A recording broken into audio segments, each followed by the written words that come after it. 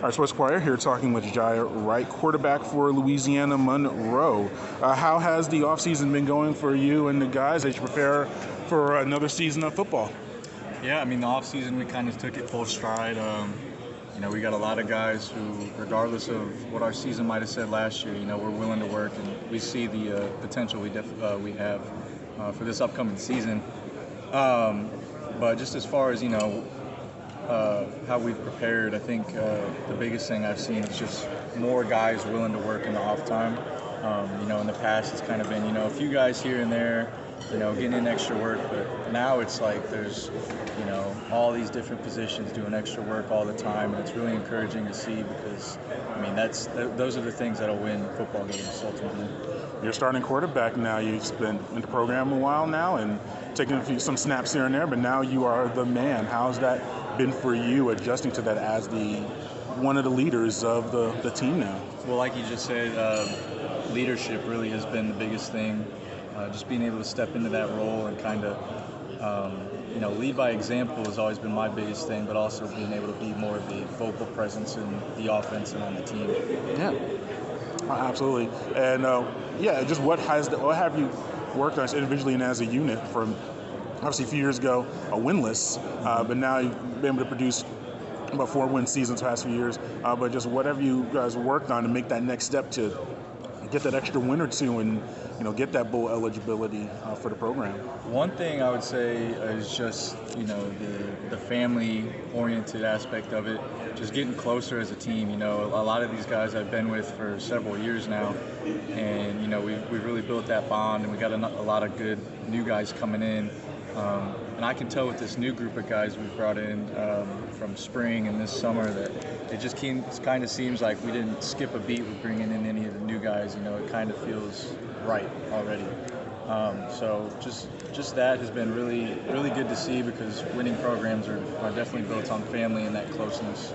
Yeah, but circling back to you, and I'm looking at my notes, I forgot to ask. Yeah, last year, injury really altered your year. How tough was that for you, and how you feel now with an off season and hopefully are healthy and ready to go now for this upcoming campaign? Yeah, it definitely wasn't the what I was expecting. First game, my third play in, and I cracked my rib. I actually didn't know for a couple weeks that I had cracked my rib, so I was out there, next day trying to practice and trying to do everything, and I'm like, this feels worse than, just like a stinger and whatnot. So kind of eventually did get an MRI, and they saw that, or not an MRI, it's one of those. A scan? Yeah, one of those things. Mm-hmm. And they saw a little crack in my ribs, and I was like, okay, I need to slow down, slow my roll, really take some time to recover. But the mental side of it's like, I was, through the roof prepared for that game. My confidence was, on another level, I feel like. And then for that to happen, it's like, now we're back to, two steps forward, one step back. But I've always been a guy that, whatever happens, whatever gets thrown my way, you just got to keep working. God's got a plan for everything, certainly. And whatever he throws at you, you just got to keep moving forward.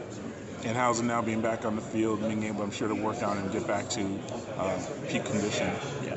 No, I can't stand sitting around for more than a couple hours, so I'm always trying to be on my feet, just, kind of testing myself day to day last season, like, okay, I can do this now, I'm feeling good doing this, and now just being back to 100%, it's feeling really good. Yeah, and what's it like playing for Coach Bowden, being part of this turnaround? As I said, but his first season, a winless campaign, and now you've won 4 games, and obviously trying to get to that bowl eligibility. But what's the rebuild been like for you, just being in the middle of it for the program? Well, to begin with, Bowden, the name itself is such a huge legacy. We're blessed to have him every day as our head coach. He's done so many things for us that, a lot of these guys have worked their butts off because of him and just some of the things he's done. So, but I think just kind of being in the program with him, he's known as he comes in and he turns programs around into winning programs. He's done it time and time again, and I think this third year is going to be the one where it really clicks and people start to see the ULM Warhawks as a winning team. Yeah, and just looking at your background from Indiana, correct? Yeah. Yeah, for Indiana to Louisiana is a pretty far distance, culturally, weather-wise, in general. What attracted you to Louisiana and playing collegiate ball here? Well, there's a few steps in between me getting from Indiana to Louisiana. You know, it's my fourth school actually. Yeah. So I started off at NIU, where the weather's nice and cool for the most part, not too hot, and I eventually kind of worked my way down south. But I guess what got me to ULM is when I went to my JUCO, one of the coaches there had ties with the Bowden family and whatnot, and he ended up getting a job at ULM as the recruiting coordinator, I believe. And so, I kind of got some film together and whatnot, and he was like, I'm going to try and get you here, and he honored that, and I'm thankful for this day. Shout out Kurt Kennedy. He's my man. I love him.